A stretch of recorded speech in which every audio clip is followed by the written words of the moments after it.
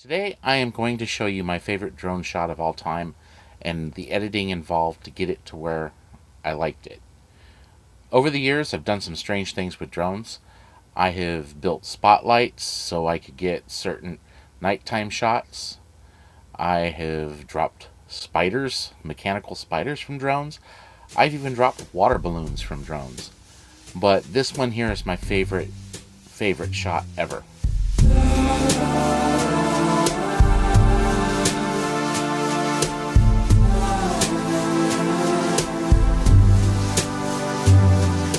I start here by taking a raw video and actually clipping it down, taking part and deleting what I don't want out.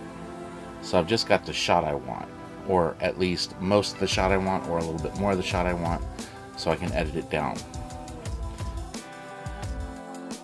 Enlarge it so I can see what I'm doing, and then I'm going to kind of scrub through it to find where I want to make another cut. I want to get that arm out of there. There we go, right there. Right about there is where I'm going to cut it. Maybe a little bit further up.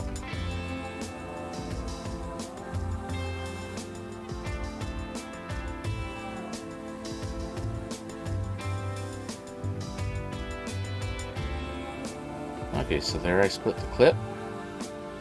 Delete what I don't need. I'm going to scrub through it and find the end point.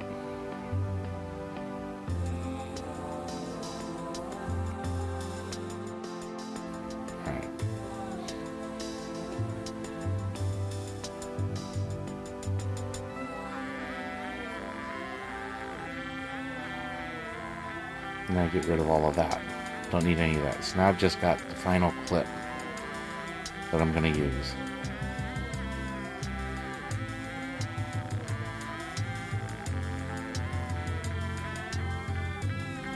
Now there's a slight bit of bobble in here in the footage. One way you can kind of hide that is to slow the footage down. So I'm going to slow it down by 50%.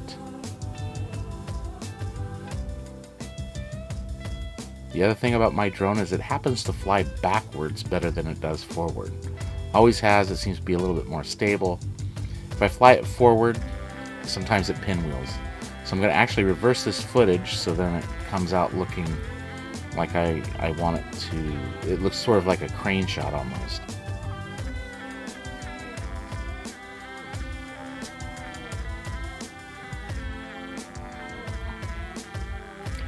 Next we're going to cheat the aspect ratio a little bit.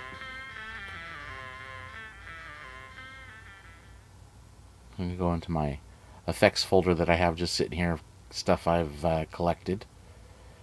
I'm going to drag my green screen of a letterbox in. Okay. I'm going to trim that to the end of the clip.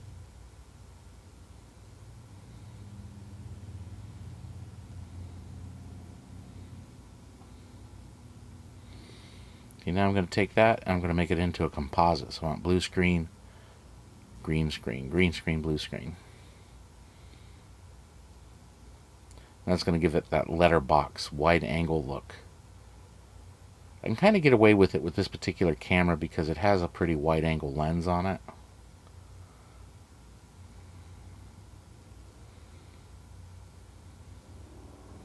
Probably add just a little bit of color correction to it, but I'm not going to get into that here because color grading is, I'm not very good at it.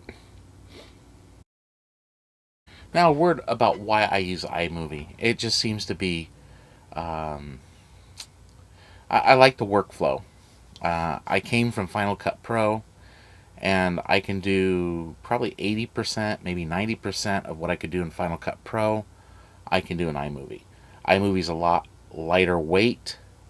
I have a very small hard drive on this computer, so I tend to kind of economize, and with iMOVIE I can just upload directly to YouTube without exporting to a file first, and it saves my hard drive space. It's kind of a cheat. It's not the right way to do it, but it works for me. After all, it is just YouTube. It's not like I'm doing something for a film festival. This is the current drone I use for just about everything. This drone started out as a Cheersten X20, which I promptly crashed the first flight. Then I crashed it the second flight. Finally, I got frustrated, took the flight electronics out and put them on a clone of a DJI Flame Wheel 450. F450, I think, is the frame designation. It means each of the arms is 450 millimeters, or is that the full length? I don't know. Anyway, it's a F450 frame, and it's pretty bulletproof, actually. Then I put a 3D gimbal on it, and I just fly a Lightdow 4000 camera. Now, thing about this drone as compared to like a Mavic or a Phantom, this is a pretty dumb drone. It does have GPS that doesn't work too well. As a matter of fact, I don't even use it because it's so flaky. It has an altitude hold mode, which, again, it works, and it works okay, but I don't usually use it. I seem to fly better in what they call standard mode, and that's where you actually use the throttles to hover it. So if you drop the throttles too much, it loses altitude. If you give it too much throttle, it actually rises. So it makes hovering it a challenge, and it makes flying it a little bit of a challenge, but I've gotten fairly decent with it, and it does fly respectively well in what they call standard mode. Another thing to note is, unlike the DJI stuff, it does not have any form of video from the camera to the ground. So everything that I do with this drone is actually, I kind of have to frame it by just kind of looking where the drone is.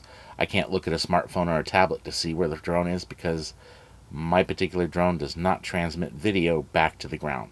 To actually see my video, I have to pull the card and download the card into the computer, and then I can see it that way. So it does make getting a shot just right a little bit more difficult. But it's also made me a little bit better pilot.